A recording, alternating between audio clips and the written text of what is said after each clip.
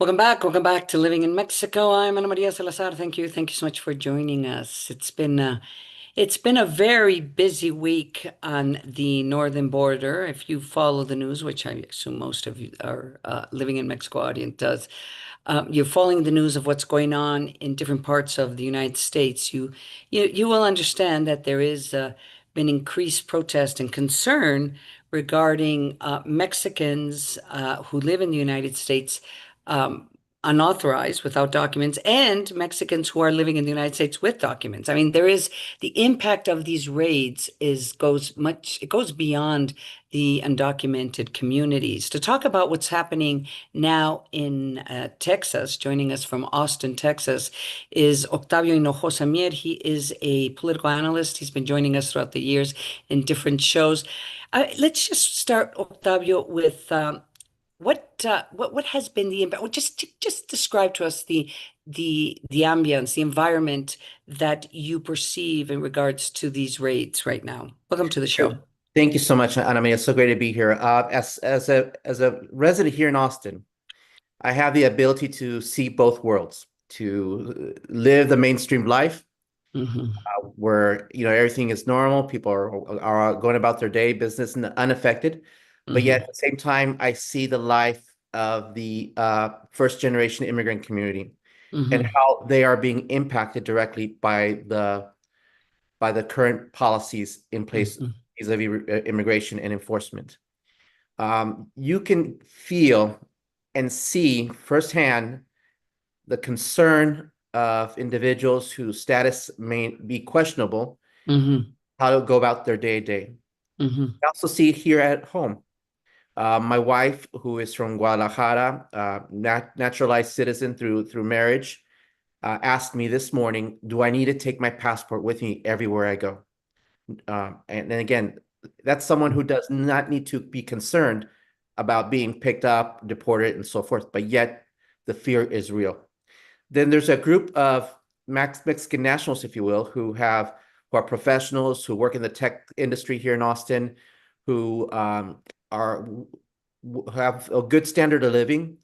They prefer to just simply ignore what is happening because it doesn't affect them or because guilt of conscience that they voted for the current administration. Hmm. But you see a little bit of everything. I'm very curious to see what will take place tomorrow here in Austin with the marches that I have organized around the world, not just here in the U.S. I hear there's over 2,000 planned No King's Day protests uh, Hmm.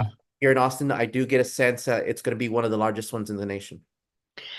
Yeah, there is actually there is marches scheduled here in Mexico City, in fact, and in Guadalajara by the American expats communities. It will be interesting to see how many people show up.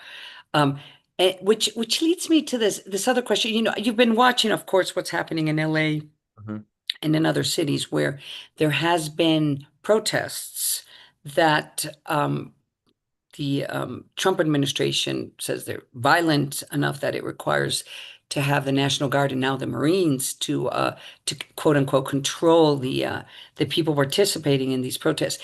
Do you foresee in a state like Texas, and I know Texas is very large and Sure. it's very diverse in terms of how people may vote, but do you perceive that there is going to, you know, that also we're going to start seeing marches, big marches in places like Texas, well, like in Austin or in Dallas or in Mhm. Houston? Or is it truly, you know, it comes down to the politics of the, you know, who's governing or who is the mayor of those cities? You know, if Yeah. they're Democrats, there's more likely to be protest. If they're Republican, it's less likely they're less likely to be marches. I mean, is this because I guess we're all trying to understand how organic are these protests? And two, how, you know, how willing are US citizens to go out and uh, march in favor of protecting the rights of undocumented people that live in the United States? No, it's an excellent question. I mean, as you know, this is the story of two states, California and Texas, the biggest powerhouses in the United States. One has a Democratic governor, the other one has a Republican governor. And as you can see, there is this anti-California sentiment that's been brewing for years on the Hmm. right, and we're seeing that come to fruit. We're seeing that um, the long-held criticism of California socialism or California policies playing out as a great way of justifying the actions of this administration. Hmm. And on the other hand, you have a state with a governor such as Greg Abbott, Right. who's very vocal, puts on a good show on the border, and he has already authorized 5,000 Texas National Guardsmen to be ready to protect, Texas federal buildings here in Austin. Will this take place in other cities? I think so, without a doubt. Dallas, Houston. Houston has the biggest immigrant community on par like New York or Los Angeles. There's people Hmm. from all over the world. But perhaps maybe it's the differences in the Hispanic population here. Obviously, there's a multi-generational history here that Hmm. perhaps feel much more aligned with the current policies in place by the Trump administration. Take a look at the congressional districts on the border, how they've leaned Republican over the past few election cycles, Hmm. and then perhaps uh, communities that are still rely heavily on immigrant labor, whether it's the restaurant service Hmm. industry, places like Houston and Dallas. I'm sure that's going to affect them dramatically, and hopefully, in my own personal opinion, the people will go out and demonstrate and express their concern. But that isn't that the issue? I mean, at the end of the day, the possibility of groups, people, businesses going out and protesting or questioning these raids has to do with the economic impact of these raids on the restaurant industry, on the construction industry, and on the farming and farmers, which those are huge industries. I mean, if you start affecting those industries, if they can, if there's no construction workers or reduced number of construction workers, um, and you can't find people to go pick crops, and the workers in restaurants and hotels are afraid to go to work because they're afraid there's going to be a raid. I mean, at what point does, Texans just say, this is probably not a bad idea? Because President Donald Trump, today, was it today? Yes, yesterday, basically came out and said, you know what? We're probably going to have a special program Yes. for farm workers because we can't be, we can't have raids where we're taking farm workers off the farms because then who's going to do the work? I mean, he recognized it publicly. Yes. So, I mean, at what point do people start going out and saying, this affects my personal interest? Oh, yeah, Maybe I without don't care about my neighbors all that much, but this the impact on the state is yeah. sufficient that we have to somehow protest or do something about it.